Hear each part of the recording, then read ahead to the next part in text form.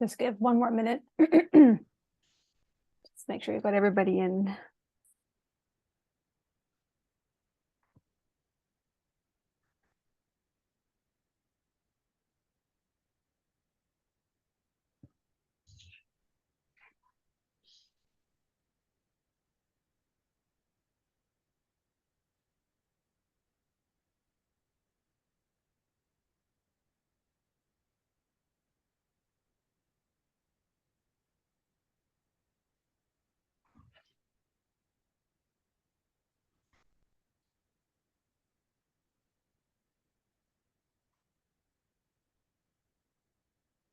Excuse me. Okay, so welcome everyone again to this month's Quest session. Although we're meeting virtually, I'm a part of UNB, and UNB stands on the unsurrendered and unceded traditional Wolastoqey land as established in a series of peace and friendship treaties. So I'm just going to go over a few things before we start. So as a reminder, the session is being recorded today. Also, we will wait until we usually wait till the end of the presentation for questions, but our speaker today has said that we can address questions on an ongoing basis. So if you have something that's related to what she is talking about, feel free to either raise your hand or you can type a question in the chat and we can address it. You can also do this at the end of the presentation as well. If you would like to be added to our mailing list, if you're not already, Kelsey will put an email address into the chat now. So just send a message to there and we'll keep you up to date on Quest events. So today's session is focused on simulation-based qualitative research. And here to talk about that is Dr. Rose McCloskey. So Dr. McCloskey is a professor in the Department of Nursing and Health Sciences at UNB St. John. She is the deputy convener of the University of New Brunswick's Joanna Briggs Institute for Systematic Review Center of Excellence and the director of the UNB Long-Term Care Research Simulation Lab. Her research interests are in healthcare transitions, long-term care, and nursing education. So we're excited to have you here today and to hear what you have to share.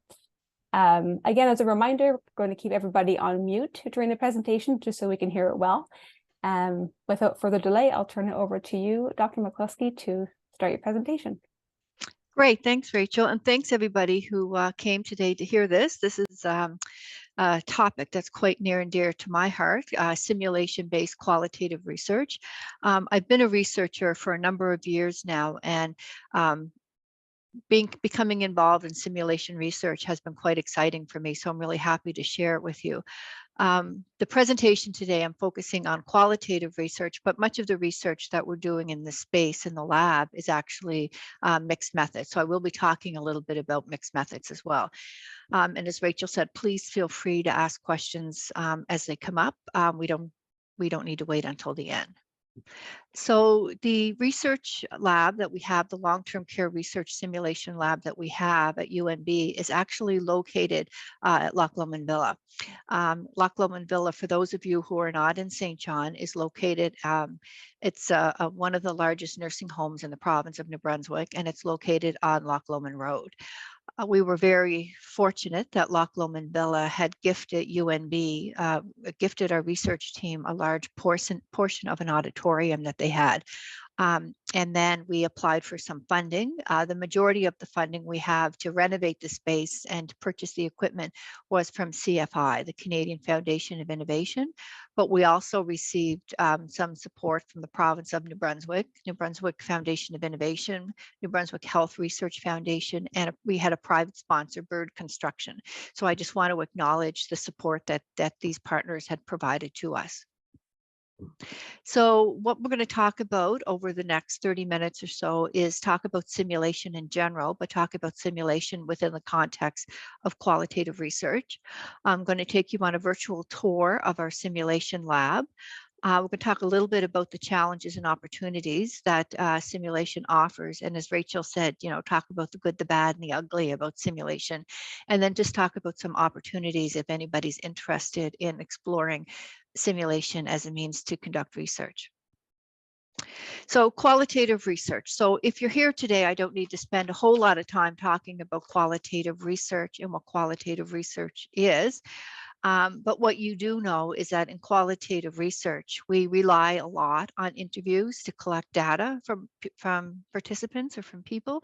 And we're always really interested in hearing people's experiences or their perspectives on a certain topic. And so when we conduct these interviews or focus groups, if we're doing interviews with large groups concurrently, we generally arrange for these interviews or focus groups to take place in locations that are mutually convenient, which often means at a time and place that's convenient for the participants.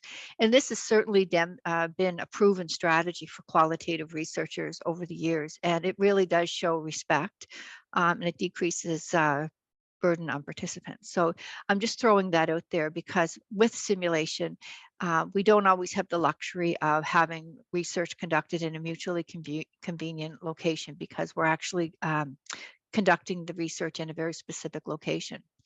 The other thing about the qualitative research is before we enter into discussions or interview in qualitative research, we generally prepare a list of probing questions, things that are going to guide the interview.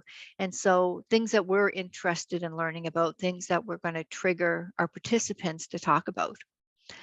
And oftentimes what we do is we set these questions up in such a way is that we try to locate the interviews within a specific context. So we start oftentimes with the interviews. Can you tell me a little bit about your experience with whatever it is we're trying to interest? Can you tell me the last time that this happened? And so again, with qualitative, with research in simulation, we're actually bringing people into a space where they're experiencing something either that they have knowledge of, something that we want them to talk about. So we're actually, instead of being guided by the questions, we're actually having the environment trigger and to try to put them into that space. And something that we don't talk a whole lot about qualitative research until we get to the end in data analysis is oftentimes as qualitative researchers, we don't really know a whole lot about what it is that we're studying, or what we know is actually secondhand information. We know it because people have told us about it. We know it because this is where a field of research is, but we don't know it because we've directly had experience with it. And so again, one way to bridge this gap between being able to experience what our participants are experiencing, so therefore we can really have a greater appreciation for what it is they're trying to tell us or share with us, is through simulation.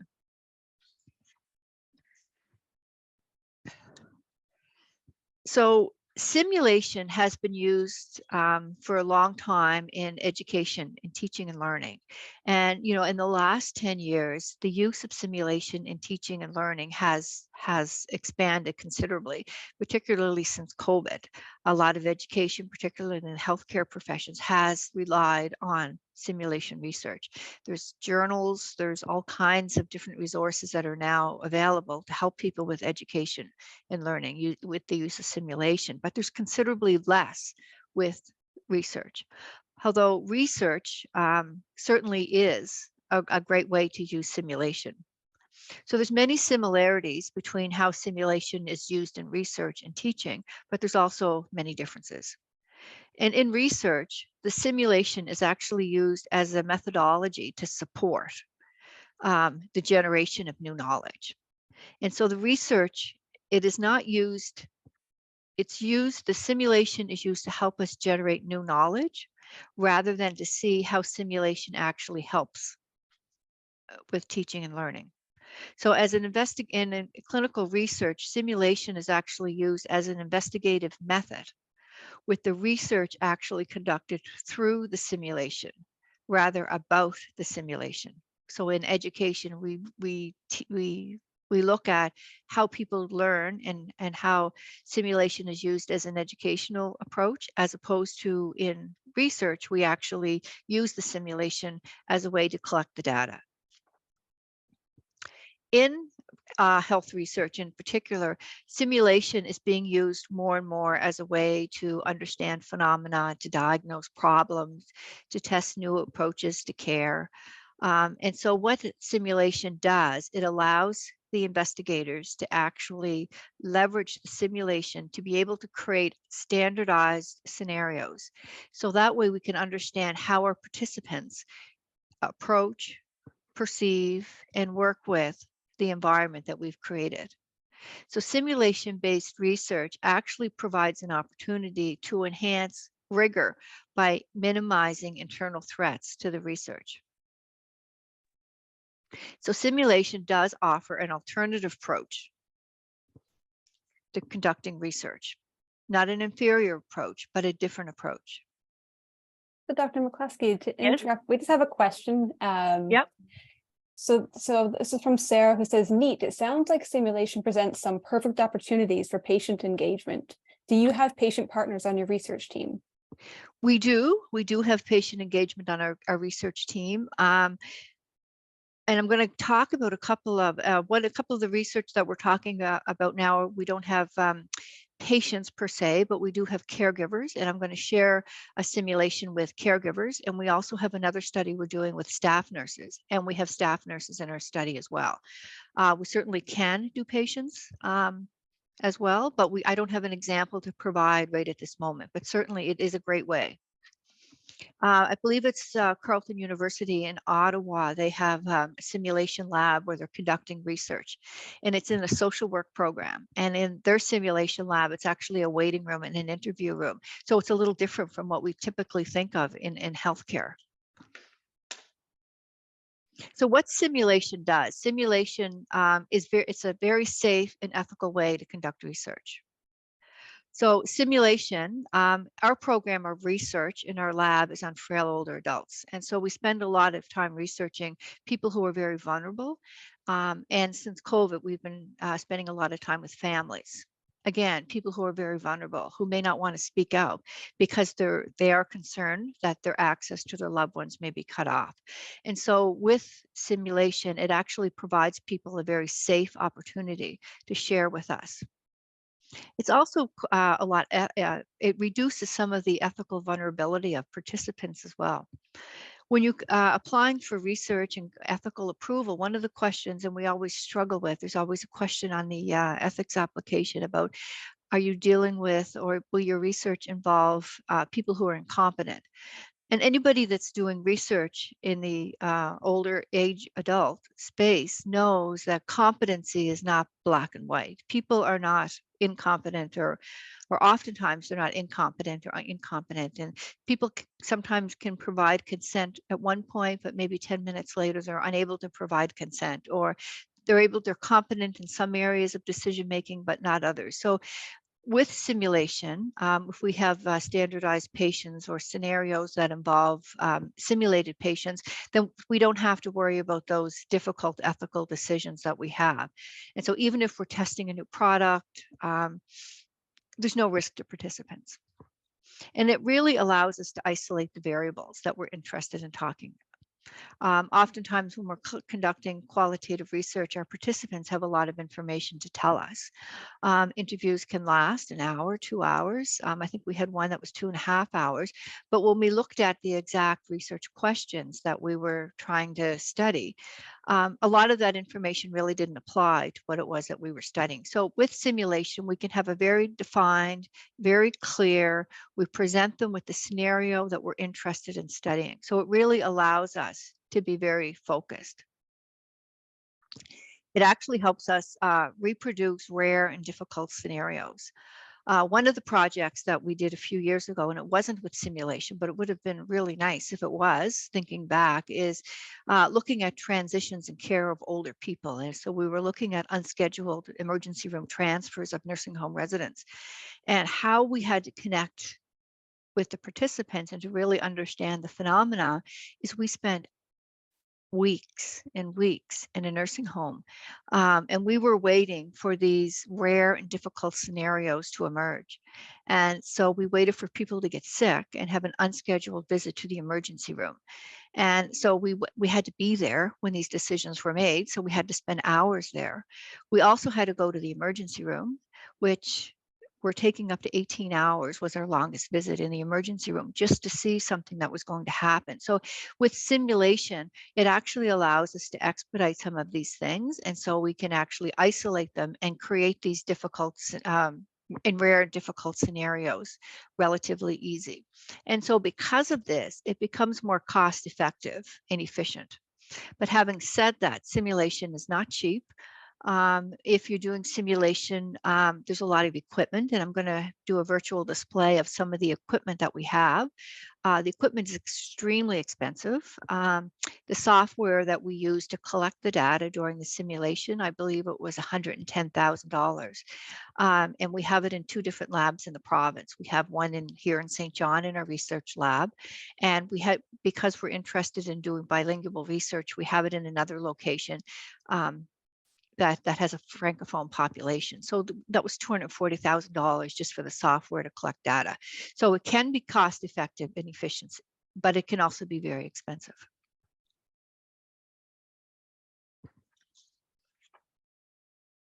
This is a simulation that we're actually in the process of, it's a research study that we're actually in the process of conducting now. I was hoping to show you the actual simulation, but the video was damaged, so I'll just tell you a little bit about it. But what we're interested here is the care for hospitalized patients who have a dementia, and we're doing a critical discourse analysis. So we're doing a qualitative investigation. And so in this video, or in this simulation, we have hired nurses. We use subject matter experts to develop a scenario. We have nurse researchers. We have people who are certified in gerontology who helped us build a scenario that we're interested in. And what we're actually interested in exploring in our study is that whole concept, and we hear quite a bit of it now when we talk about dementia, are things like unwanted care. And unwanted care is situated within this wider discourse of challenging behaviors, aggression, difficult behaviors, caregiver safety, responsive behaviors, like all these very negative things. And it's important because it's often talked about within discussions about caregiver burden and caregiver safety and home care. And oftentimes it's these behaviors that are actually prompting or increasing the likelihood that people will be institutionalized.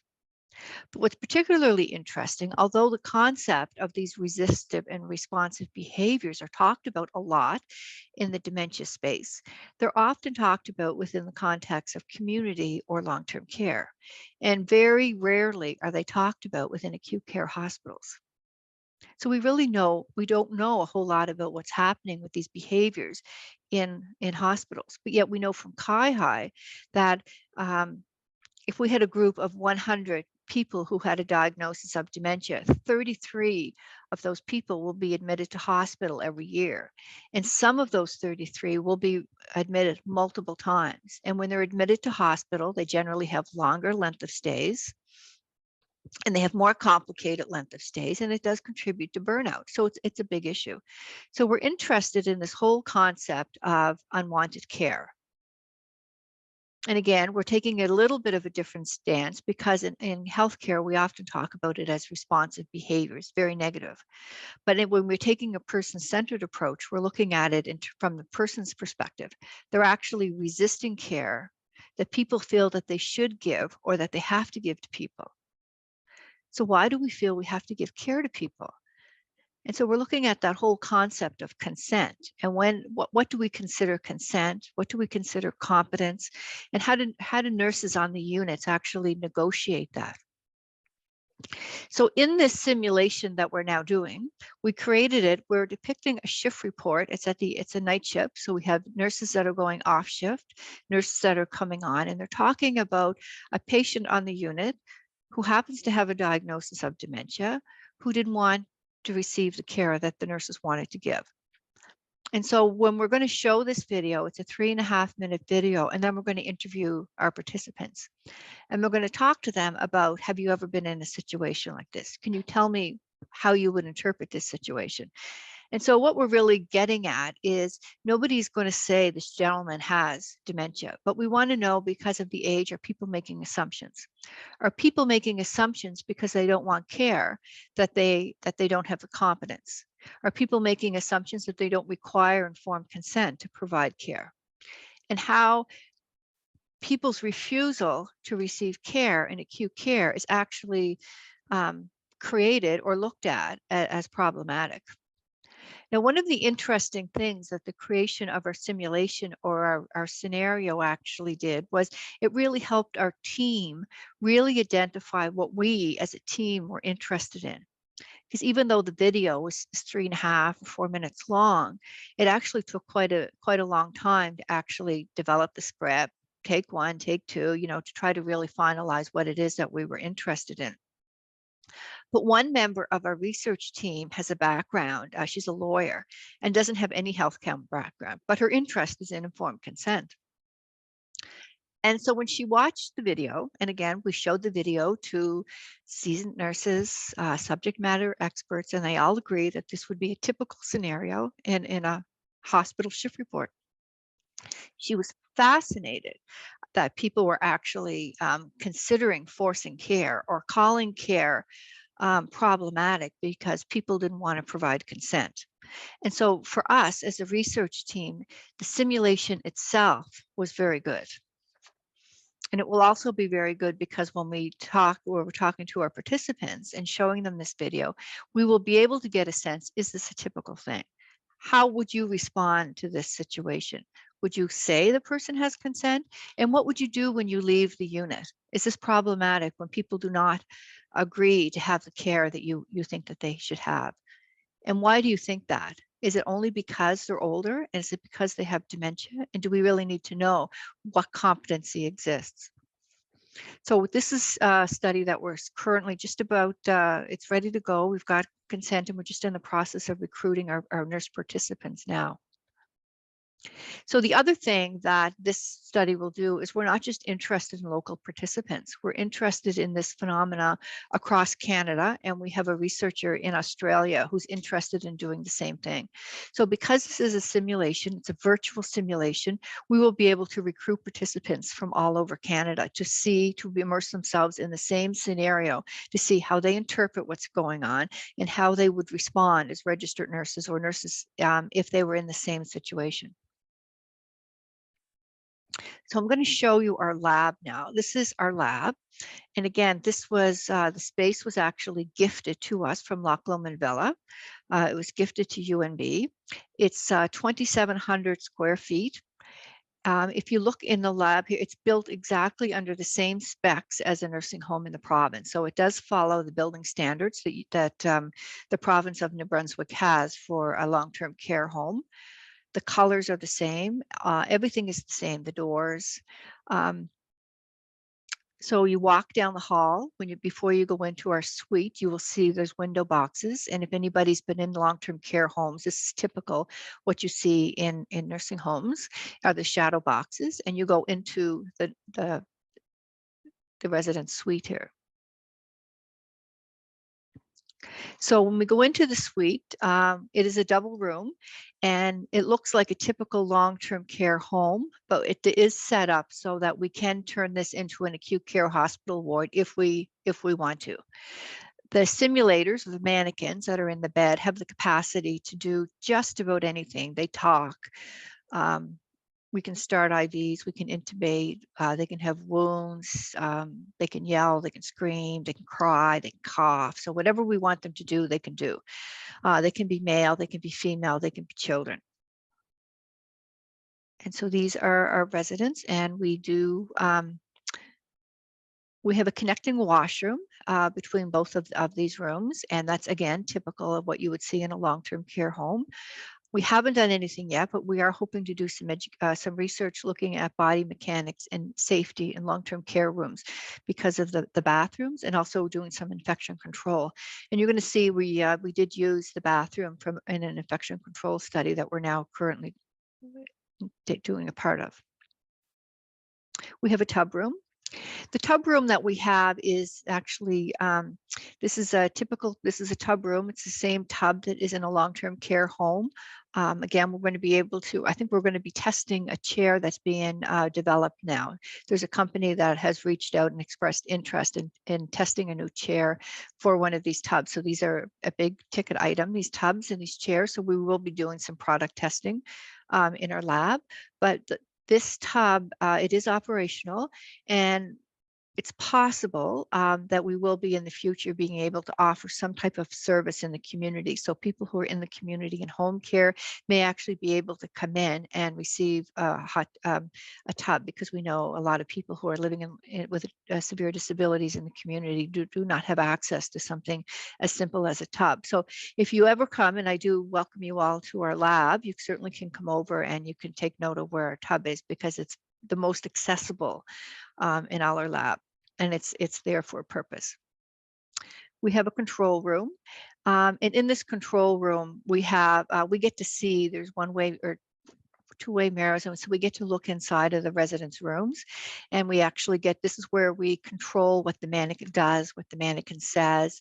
We watch participants, we collect data, so there's a lot of things that happen in this control room. And so this is our research coordinator, Natasha. Natasha's a psychology student, master's student, just finishing up her master's degree here at UMB. So she's in there and she's actually collecting data. So we have what's called SIM capture software, and SIM capture software actually allows us to monitor what the participants are doing. And so then that way, if we're interested in seeing what the participants doing inside, we can tag what they're doing, so we can see when people do certain things in the room, when they say certain things, how they interact with the space. And so we can interact with that. The other nice thing with SIM capture software, if we were going to have focus groups or anything, we could actually share the link with SIM capture, so people remotely can watch what people are doing in that room, and then we can have focus groups to talk about what people have said in there. So we use SIM capture both to help us with qualitative and mixed method studies, because we actually have built-in checklists, so we can actually keep track of what people are doing. And I'm going to show you an example here in a few minutes of a participant in there. And so what we did in the study that you're going to see is the participant went into the simulation, and then after the simulation, so we keep track of what's happening in the room, how they respond to different scenarios and prompts and things that we ask them to do in the room. And then afterwards, we sit down with them and we interview them immediately after they've interacted in the space to talk about the decisions that they've made, why they did certain things while they were in the space, why they did other things. So all of our space in the lab does have built-in audio and video recording. So anything that happens in this space, we don't have to use video recorders or tape recorders, because it's all built in. We have in-ceiling video recording, and if anybody's using the space, we do have a standardized consent form that we use. So it allows people to still participate in a study, even if they opt not to be video recorded or audio recorded. And all our audio and video recording is saved on a secure location. We have meeting and conference rooms, and in the larger room there, you'll see a screen on the back. So we do have the capacity to stream. And the other thing that we can do in this large room with the streaming capacity is we can actually have a focus group in this room, and they can watch something that's happening, a simulation that's happening in another room. So if we want to have a participant going through, or we want something to happen in that room, the participants in our focus group can actually comment on it. We can ask them to talk about what they saw, what they think, share anything that they have. So the study that we're doing now, and this is one of the HSPP projects, and we're looking at visitors' knowledge and skill of infection prevention and control. So at the time when we received the funding for this, this was a big topic because of COVID-19, and a lot of families and visitors not being allowed to enter into long-term care homes.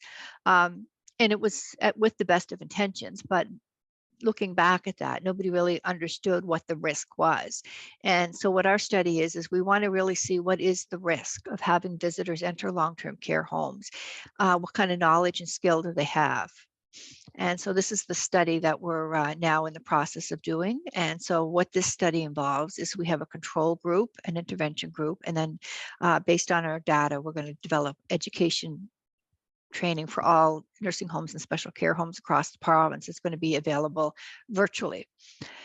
So our control group are people, visitors who entered long-term care homes who received the mandatory education and training to enter long-term care homes. So whatever that happened to be. So the first part of our study, we did an environmental scan across the province to all nursing homes and special care homes. And I believe it was 430 because there's 350 special care homes and the rest of them were nursing homes. And what we did find out is that there's wide variation and that there is a policy, a provincial policy that people have to receive education and training on infection prevention and control before they go into long-term care. But there's no standards, there's no guidelines, and there's certainly no consistency. And there's very little sharing of resources across homes. And so when we did do our scan, the homes were really quite pleased that somebody was going to make an effort to have some standardized training. So part of our control group was really looking at what people know, how people interact with the space. So what is the risk when they enter these homes? What kind of knowledge they have about infection prevention and control after they had the education and training, and if they're able to actually transfer that knowledge and that education into an actual visit. So we recruited 40 participants across the province. We have who underwent a simulation. And so this was our control group. So all of the participants who entered our study are all family members who are visitors of a long-term care home and did receive education and training in order to visit during COVID. Now, we know that COVID, the education and training may not be required or may not be enforced right now, but there are other types of infections, you know, flu, Norwalk, there's all kinds of other things that periodically shut down long-term care homes. And so what we're hoping to do is that regardless of the type of infectious outbreak, that the education and the training, the toolkit that we're going to provide, the online toolkit and resources will actually be able to be applied for any type of visitor. So this is a visitor who's entering our simulated lab, and this participant's mother was in the nursing home, and he had to have mandatory education and training before he came in to visit his mom. And so he participated in our study. So he came in, and his instructions before he came in, I talked to him before he entered the simulation space, and he talked about the education and training that he had. He talked about how often he visited his mom, you know, all kinds of questions, how he got his knowledge about infection prevention and control. And then I brought him into this space. So you're going to just see his visit here now. And so if you think back a few slides ago when Natasha was sitting in front of the computer with the sim capture software, she's able to see these 4 spaces because these were the 4 spaces that we were actually interested in this particular simulation.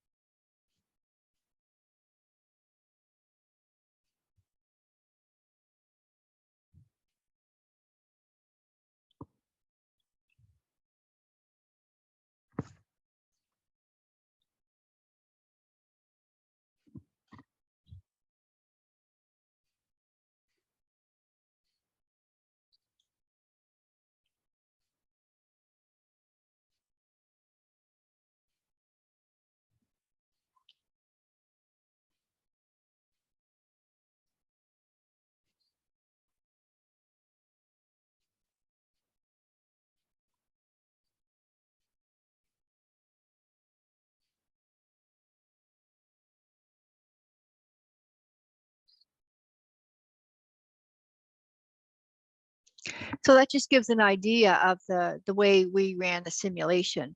And I don't know if you made out the message in the end, but because we were interested in risk and exposure and things with COVID-19, this is where this came in. But we said there was a possible exposure to COVID-19. So we were asking the family members to wash their hands and to put on PPE. So again, we were looking to see, so these participants have all had the education and training for infection prevention and control. So we wanted to know if they knew how to wash their hands, and you will see in the sync there that we do get to watch them washing their hands. So we wanted to know if they had proper hand washing technique. And outside we have the PPE set up. So we wanted to know if they were able to don and doff the PPE properly. All the while, our research coordinator is in the back doing this, and she's actually using a tech list to check off what this participant was able to do and was he doing the proper thing. So what the simulation allowed us to do, it actually allowed us to create the very scenario that we were interested in studying. So we actually specifically designed the scenario. We wanted to know how he interacted in the environment. So we wanted to know, we planted the Kleenex in there and he was to touch his mother, but did he know that he was supposed to wash his hands or sanitize his hands afterwards?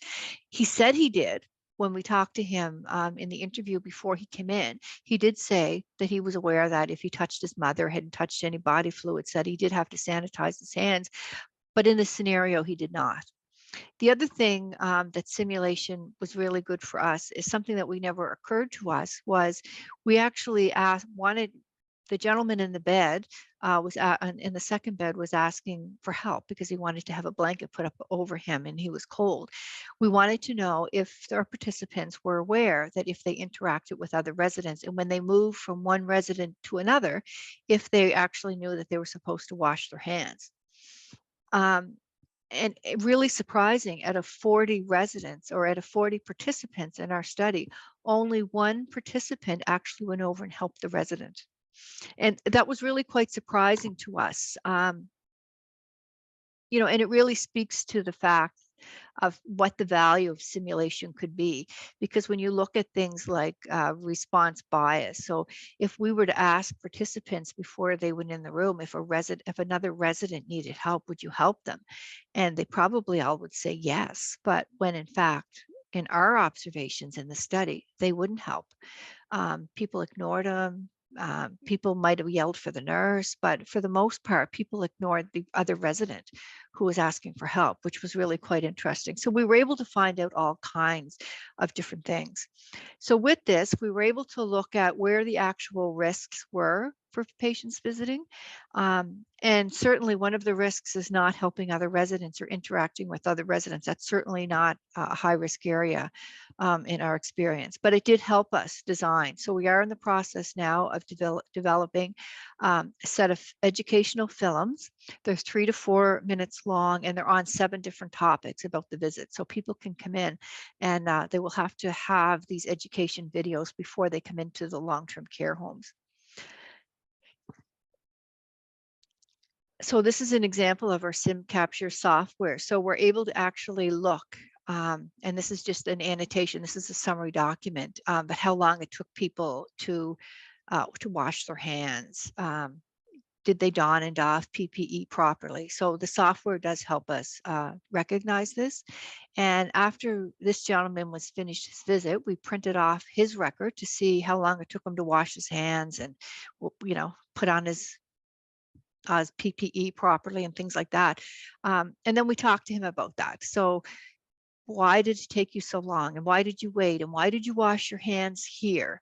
And is this a typical visit for you? And so we were really able to ask him about his particular experience in that scenario.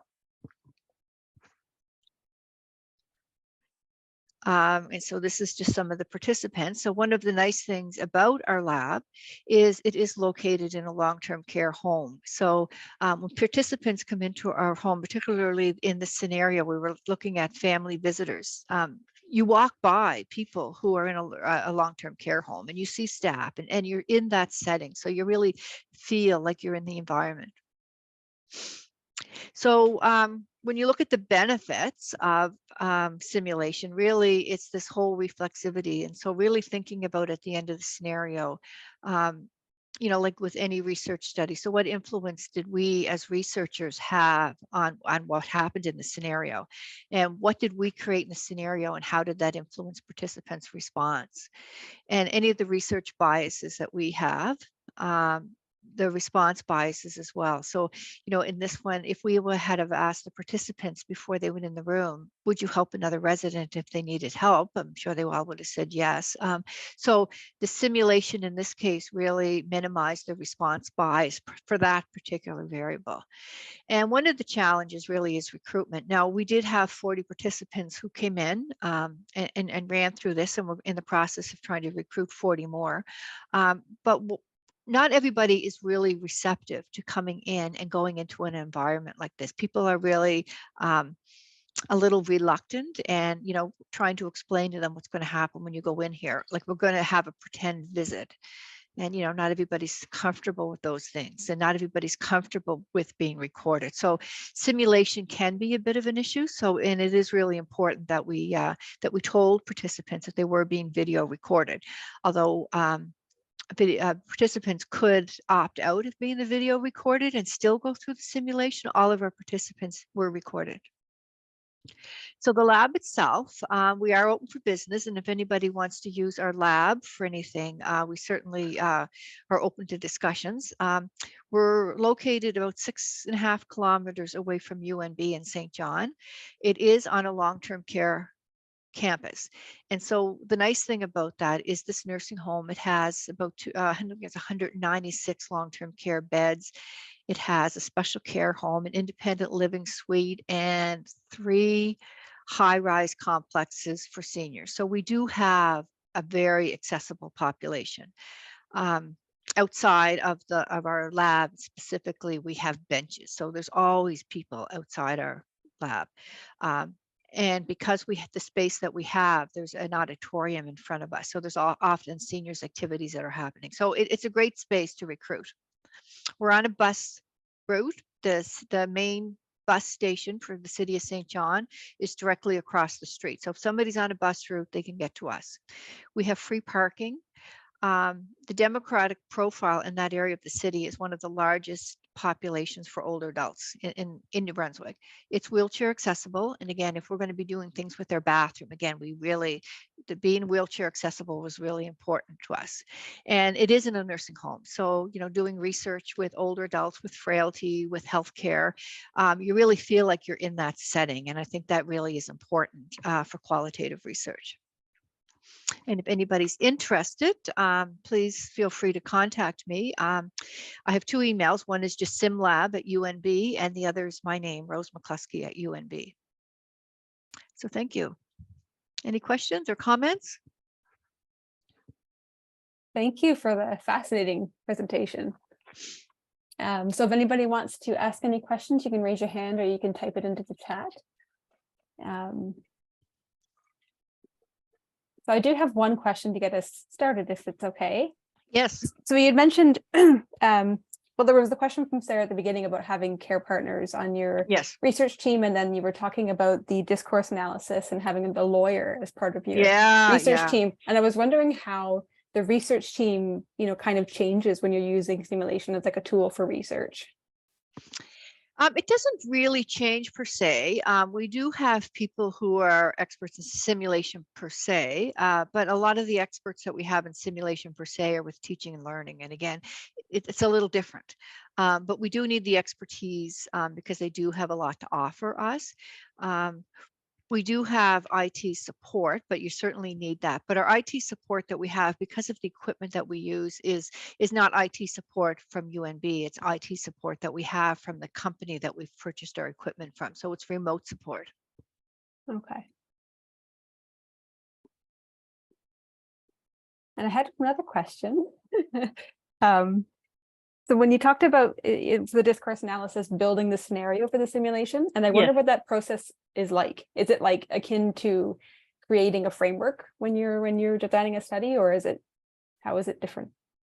Well, it really was starting with we actually did, a lot of background on, because we really wanted this to be unwanted care. Like, how do we actually negotiate consent? And why is it so different that people are not allowed to provide? It's okay not to provide consent and still get care just because you have a diagnosis of dementia and because you have a diagnosis of dementia. And we were really looking at how people made the leap.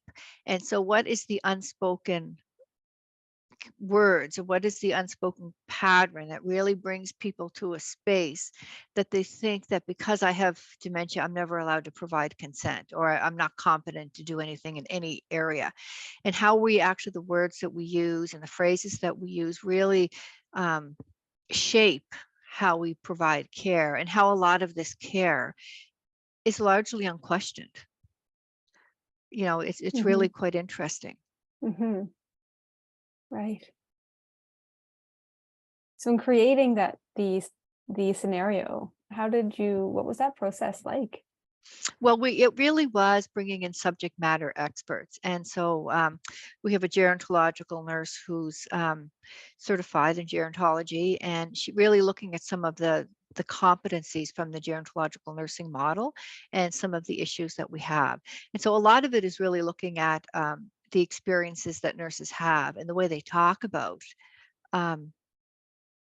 caring for people with dementia. We did a scoping review before we started this, a JBI scoping review, and we were looking at nursing provisions, like what nurses do for people who have dementia. And it just came up over and over and over again about this consent being black and white and competency being black and white. And sort of like dementia equals no ability to consent. And why is it okay? People think this whole concept of we need to clean people, whether they want to be cleaned or not. And, we know best. And, it's just a fascinating field because it has gone unquestioned for so long. When you created the scenario, did you pilot it at all? I think you said you did pilot it a few times. Right. Yes. Right. Yeah. And then looking at, and because we didn't want it to be leading, we didn't want them to come out of the nurse to say, well, of course I would force this person to have care, or, because of what the nurse has said, what do you envision when you walk into that room, and just how it really shapes how people think and approach care. Yeah, I can Because see if we didn't do the scenario and we talked to people, we wouldn't really know what that common point of reference was. And that really came to light with our non-healthcare team member who kept saying, oh, they'll never think that, they can just go in and force this person to have care he doesn't want. But yet the participants are saying, of course we would, we're nurses. Right. We can make him do that. We'll tie him up if he doesn't do it, right? So we have a question from Sarah. You can unmute yourself, Sarah. Go ahead. Thanks so much, Dr. McCloskey. I don't mean to gush, but I'm a big fan of your work, and I did actually read your scoping review a while ago. It came out almost a year ago, right? It was a while ago. Yes. Yeah, so I'm all up to date. It's pretty awesome to see it live. So I'm interested in those results you were talking about, that only one person, I think you said, washed their hands and that kind of thing. Would you say that despite the uproar and the emotional angst that people felt during COVID, not being able to come in to see their loved ones during the nursing home, that in the end the data showed that the public health policies were indeed justified in keeping people out, because even though people say, oh, I'll wash my hands, they didn't. So does that validate indeed all of the precautions that we're taking during COVID?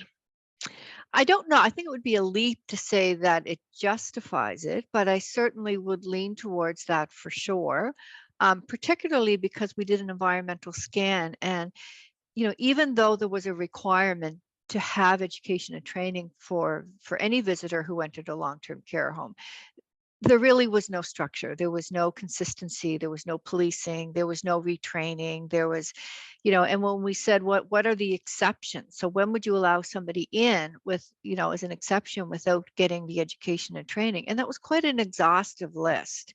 Well, if they work, or if they live out of town, or if the person's sick, or if they're really anxious, or if they're getting angry at the staff, like there was a really big list. So I'm not really sure, and I think with an industry as large as long-term care, there's 420 or 430 facilities, and it's really hard to really, it's not regionalized the same way some of our health authorities are. So it really is difficult.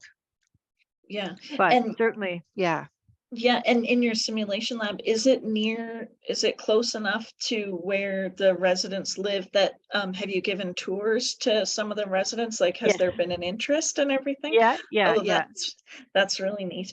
Yeah. And one thing that when you were talking about the caregivers and this important topic of aging in place, as it's called, and everything, did you read, I think that it sounds like your research focus and your projects really complement Andre Picard's book, Neglected No More. Did you read that? Yes.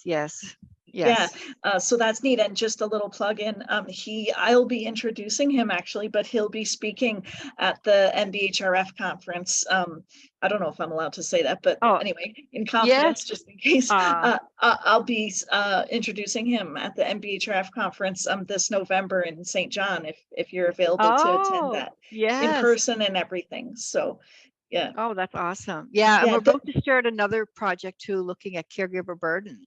And we're going to look at heart variability and pupil dilation. And when you go into the resident and the resident doesn't want to do things, and from a legal perspective, you can't force them, but the policies and the standards are saying, well, they have to have the care. Okay, yeah. Did you say heart rate variability? Yes. Okay, are you using some devices for that too? Yes, we have pupil labs. So we have pupil wear. So we're looking at pupil dilation. We're looking at Fitbits, so looking at heart variability. Okay. So that's interesting, Fitbits. So even though they're not validated medical devices, it might be of interest to you. There was an article in the New York Times the other week that, did acknowledge that these wearables, although the algorithms are not accurate, that what's important to emphasize is like they're not good on like just a one-time measurement basis, but it's the trends that I guess people should focus on. It was a pretty good article. That's great. And did you also read, I went to the UNB session with Greg Matchadillan about did you read his book too about the barriers? But I am Medicare a fan in Canada. Yeah, I am a fan of his work for sure. Yeah, did you read that book too, or no? I didn't. Oh, okay, but I will, based on your recommendation. Oh, cool. Wow, I'm honored. Thank you. Yeah, and will you be at MBHRF in November? Okay, absolutely. Great. I'll look forward to seeing you there, and maybe there would be some, I can moderate some questions in, and we could work in some stuff about your work or something. Oh, that would be awesome. Yeah, I'll try. Yeah. Thanks. Great. Thank you. Thanks, Sarah. Yeah. That was a good exchange. So thank you again, Dr. McCloskey, for that fascinating presentation. Before we end, I just want to share the info for our next session. It'll be on May 18th, and it'll be with PhD candidate Maria Alice de Freitas and assistant professor Dr. Dan Nagel. They'll present on navigating the pathway of significant loss for elders in Brazil, and you'll get a notice for that as well. We do have a few minutes left, and we just have a question coming in. If you're still up for, okay. So this is a question from Lisa. How do you address potential differences between simulations and real world situations in your analysis? So for example, would more participants potentially help a human resident versus a mannequin? Well, that's a really good question. And I think that really, I think there's always a limitation. The issue is that we don't always get to look at real patients, and we don't, because of the ethical issues, particularly when you're looking at vulnerable older adults with consent issues. But it is simulation, and it certainly is, it's not it certainly isn't an inferior way to do it, but it's probably as close as we're going to get in many situations. But that's a great question. And it certainly is always a limitation in simulation research. Mm-hmm. Last call for questions if people have any.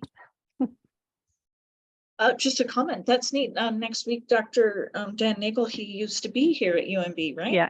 Yeah, that's a neat little visit. We'll have to join again for next month's session. Yeah, I think I will. Yeah, because he's a mixed methods specialist too, right? Yeah. Yeah. All right, so I think we'll wrap it up there. So thank you again for your presentation and for everybody for attending and being part of the community. If you have questions or comments, you can use that email address in the chat from earlier and just send it to there. Otherwise, we will see you again next time. Okay, Thanks, everybody. Great. Thank you.